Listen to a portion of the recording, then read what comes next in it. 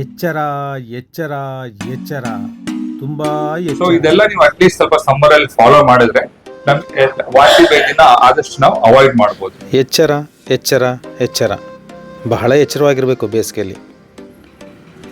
ನಮಸ್ಕಾರ ಬಂಧುಗಳೇ, ಜನಜಾಗೃತಿ ಪಬ್ಲಿಕ್ ಚಾನಲ್ಗೆ ತಮ್ಮೆಲ್ಲರಿಗೂ ಆದರದ ಸ್ವಾಗತ.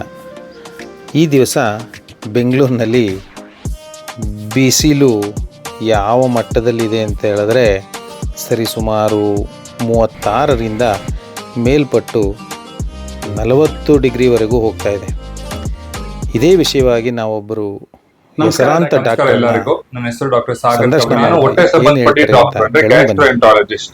ಸೊ ಈಗಿನ ಕಾಲದ ತಾಪಮಾನದಲ್ಲಿ ಕಳೆದ ಒಂದ್ ತಿಂಗಳಲ್ಲಿ ನೀವು ನೋಡಿರ್ಬೋದು, ತಾಪಮಾನ 35-37 ಮೇಲ್ಪಟ್ಟು ಟೆಂಪರೇಚರ್ ಹೋಗ್ತಾನೆ ಇದೆ. ಎಲ್ಲರೂ ಬೇಸಿಗೆ ಸಂಬಂಧಪಟ್ಟಿದ್ದು ಸುಮಾರು ತೊಂದರೆಗಳು ಫೇಸ್ ಮಾಡ್ತಾ ಇದ್ದಾರೆ. ನಾವು ನಮ್ ಕ್ಲಿನಿಕ್ ಅಲ್ಲಿ ಏನಂತ ನೋಡ್ತಾ ಇದೀವಿ ಅಂತ ಹೇಳಿದ್ರೆ, ಆದಷ್ಟು ಜಿಇ ಕೇಸಸ್ ಅಂದ್ರೆ ಗ್ಯಾಸ್ಟ್ರೋಎಂಟರೈಟಿಸ್, ವಾಂತಿ ಭೇದಿ ಆಗೋ ಪೇಷಂಟ್ಗಳು ಹೆಚ್ಚಾಗಿ ನೋಡ್ತಾ ಇದೀವಿ. ಅದು ಏನಕ್ಕಾಗಿರ್ಬೋದು, ಸಮ್ಮರ್ ಸೀಸನ್ ಎಸ್ಪೆಷಲಿ ಒಂದ್ ತಿಂಗಳಲ್ಲಿ ನಾವು ಹೆಚ್ಚಾಗಿ ಕೇಸಸ್ ನೋಡ್ತಾ ಇದೀವಿ.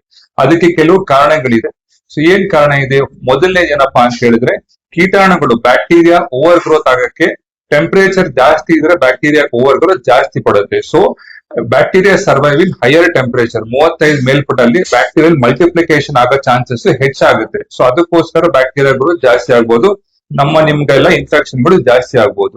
ಎರಡನೇದು ಏನಪ್ಪಾ ಅಂತ ಹೇಳಿದ್ರೆ, ಸಿವೇಜ್ ವಾಟರ್ ಮತ್ತೆ ಡ್ರಿಂಕಿಂಗ್ ವಾಟರ್ ಎರಡು ಮಿಕ್ಸ್ ಆಗಬಾರ್ದು. ಸೊ ನೀರ್ ಕೊರತೆ ಇರೋದ್ರಿಂದ ಕೆಲವು ಸತಿ sewage water drinking water mix ಆಗೋದ್ರಲ್ಲಿ ಅದೇ ನೀರ್ಗಳು ನಮ್ಮ ಮನೆ ಒಳಗಡೆ ಬಂದಾಗ ನಮ್ಗೆ ವಾಂತಿ ಭೇದಿಗಳು ಆಗ್ಬೋದು.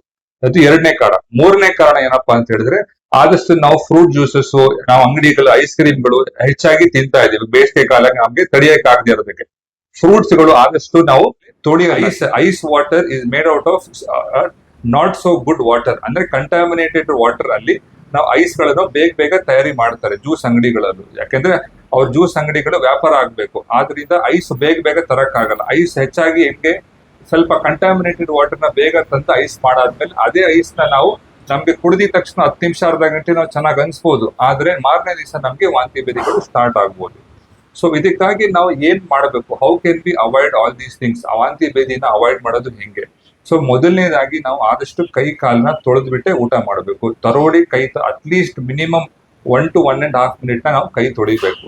ಎರಡನೇದು ಏನಪ್ಪಾ ಅಂತ ಹೇಳಿದ್ರೆ, ಆದಷ್ಟು ಐಸನ್ನ ಸ್ವಲ್ಪ ಅವಾಯ್ಡ್ ಮಾಡಿ. ಎಸ್ಪೆಷಲಿ ಹೊರಗಡೆ ತಿನ್ನೋದು, ಜ್ಯೂಸ್ ಅಂಗಡಿ ನಮ್ಗೆ ಗೊತ್ತಿಲ್ಲದೆ ಇರೋರು ಸ್ವಲ್ಪ ಅನ್ನೋನ್ ಪ್ಲೇಸಸ್ ಅಲ್ಲಿ ಇದ್ರೆ ಸ್ವಲ್ಪ ಅವಾಯ್ಡ್ ಮಾಡಿದ್ರೆ ಬೆಟರ್. ತುಂಬಾ ಐಸ್ ಆಗಿರೋದು ನಿಮ್ಗೆ ಚೆನ್ನಾಗಿ ಅನ್ಸ್ಬೋದು, but it is not very good eventually.